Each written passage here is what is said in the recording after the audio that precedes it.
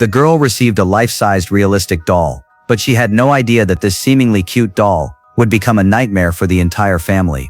They went together to the doll company. This place was like heaven for children, and a money-making machine for adults. Watching her daughter immersed in happiness, the mother Jill looked distressed. From now on they had one more child to support. She glanced at it through the mirror. That lifelike and adorable appearance gradually made Jill let down her guard. That night, thunder and lightning suddenly started outside. Lily comforted it, telling it not to be afraid. She treated it completely like her best friend. The next day came in a flash.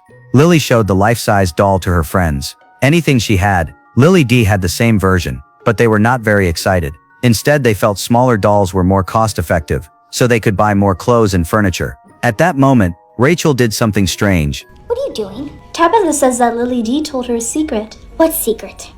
Tell me. It's a secret. Tell me.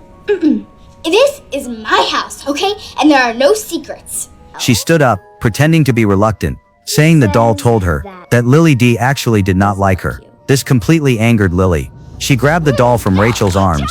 Rachel rushed downstairs crying, saying her doll's leg was broken. The gathering ended on a bad note. Lily refused to believe Rachel's words. She firmly believed the doll loved her. At that moment, Jill came to question her daughter, thinking she had been spoiled and destroyed someone else's property just because of one harsh comment. Seeing Lily refuse to listen, Jill suddenly had an idea. She picked up Lily D and turned away, separating the two for a while, until her daughter realized her mistake. She placed Lily D in front of the vanity. The more she looked, the more she liked it. Compared to the willful Lily, this obedient and well-behaved doll gradually made her become attached to it. But she did not notice at all. Its hands suddenly lifted, then slowly lowered again.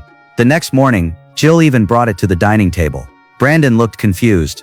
The doll had become part of the family. Lily was still unwilling to accept it. She wanted her dad to take the doll back. Her father tried to mediate, but Jill strongly refused. After speaking, she picked up the plates to wash them. After everyone left the table, Lily suddenly screamed.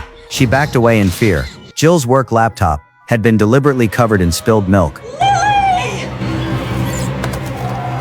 Didn't do it. She did it. I saw her. Oh, please! What? She thinks the doll did it? Yeah, puppy's toast. You gotta trash it.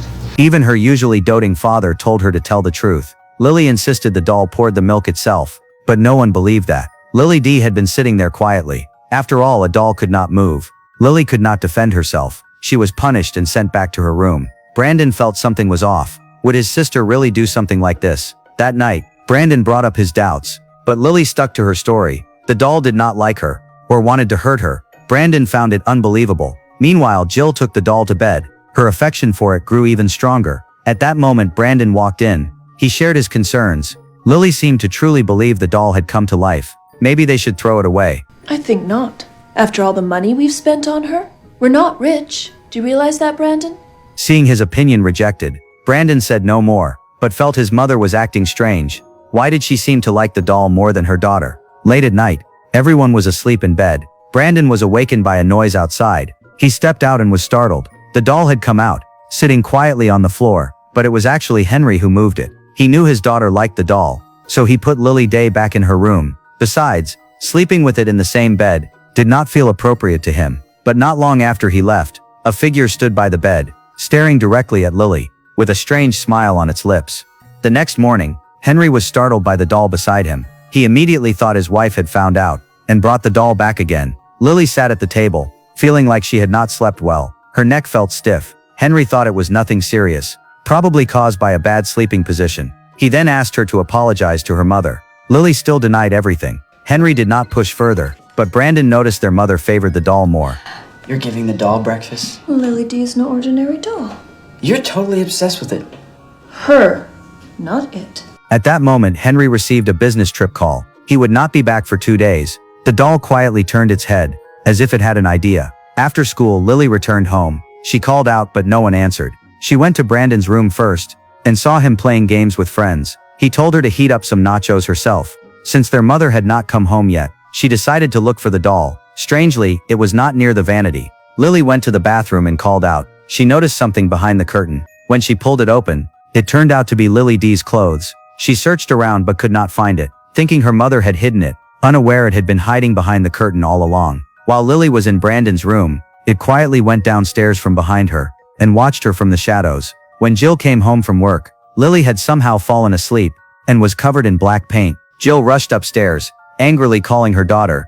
The wall had the words "bad girl" written on it, in the same paint on her hands. Lily insisted she did not do it. Jill looked completely disappointed and no longer believed her. Brandon grew even more suspicious. He did not believe the doll did it. But what if his sister was right? He actually had a way to prove if it was alive. While their mother was away, Brandon inserted a memory card into the camera, had his sister keep watch outside, then hid the camera. This angle could capture everything. At midnight again, Lily D sat up, then got out of bed, and slowly walked out of frame. Its intention was clear. Suddenly it leaned its face into the camera. The recording stopped instantly. The next morning, Brandon rushed in to check, but found the memory card missing. He thought their mother had taken it. Jill scolded him angrily for hiding a camera in their bedroom, but she seemed to miss the point. Brandon was at a loss. I feel good. Can you believe what I have to put up with? Why are you talking to a doll? It's a doll. I mean, you've been acting really weird. I'm sorry, but ever since this doll has come into this house, our whole family has been falling apart.